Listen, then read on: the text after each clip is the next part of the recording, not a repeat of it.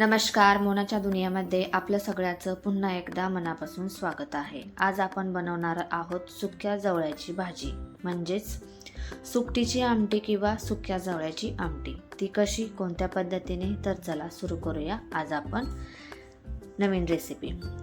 जसं आपण मार्केटमधून जवळा घेऊन आलेलो आहोत, तसाच जवळा आपण पहिल्यांदा आपल्याला हवा आहे तेवढा कढाईमध्ये किंवा तव्यामध्ये हलक्या लाल रंगाचा होईपर्यंत 1 ते 2 मिनिटे सतत हलक्या हाताने हलवत तो पहिल्यांदा भाजून घ्यायचा आहे. बघू शकता हलका लाल रंग आलेला आहे त्याला. ही भाजण्याची प्रक्रिया करणं अत्यंत आवश्यक आहे, कारण जो माशाला किंवा सुकट बोंबीलला जो डार्क वास असतो ना, तो या भाजण्याच्या प्रक्रियेमुळे पूर्णपणे नाहीसा होतो. पहिल्यांदा आपण हे मार्केटमधून जसं आणलं आहे तसंच आपण भाजून घेणार आहोत.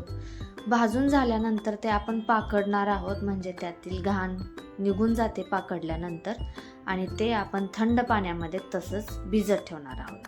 तोपर्यंत कांदा कट करून घेणार आहोत. 1 ते 2 कांदा आपण इथे बारीक कापून तेलामध्ये हलक्या लाल रंगाचा होईपर्यंत भाजणार आहोत.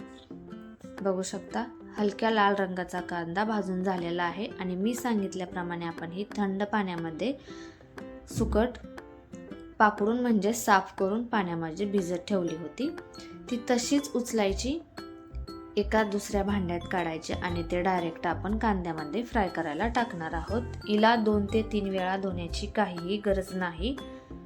फक्त एकदा धुतली की हिचा वासही निघून जाते आणि ही व्यवस्थित साफही होते. बघू शकता कांदा आता आपला व्यवस्थित भाजलेला आहे. आता याच्यामध्ये आपण ही सुकट टाकणार आहोत, म्हणजेच धुतलेला जवळा टाकणार आहोत. जवळा व्यवस्थित 2 ते 3 वेळा अलटी-पलटी करून व्यवस्थित भाजून घ्यायचा आहे. ठीक, या पद्धतीने 1 ते 2 मिनिट जवळा भाजून झाल्यानंतर आपण आता याच्यामध्ये स्वादानुसार 1 ते 1.5 चम्मच नमक टाकणार आहोत. 1 ते 1.5 चम्मच आपला घाटी मसाला म्हणजे चटणी टाकणार आहोत. बस एवढं टाकल्यानंतर हे आपण परत एकजीव करणार आहोत, हलवून घेणार आहोत. 1 ते 2 मिनिटे आपण हे हलवून घेणार आहोत.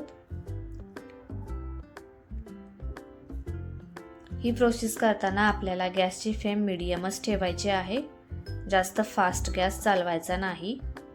बघू शकता आता याच्यामध्ये भाजून घेतलेलं बेसनचं पीठ टाकायचं आहे. आपण आमटी करणार आहोत ना, तर भाजी मिळून येण्यासाठी बेसनचं पीठ किंवा बाजरीचं पीठ थोडंसं हलकंसं भाजायचं आणि ते जवळ्यामध्ये टाकून घ्यायचं, म्हणजे जेव्हा आपण आमटी करणार तेव्हा जवळा एकीकडे आणि पाणी एकीकडे नाही होणार. याच्यासाठी ही प्रक्रिया करणं गरजेचं आहे. 1-2 मिनिट बेसनचं पीठ टाकून झाल्यानंतर आता आपण वरतून हिरवीगार अशी ही कोथिंबीर टाकणार आहोत.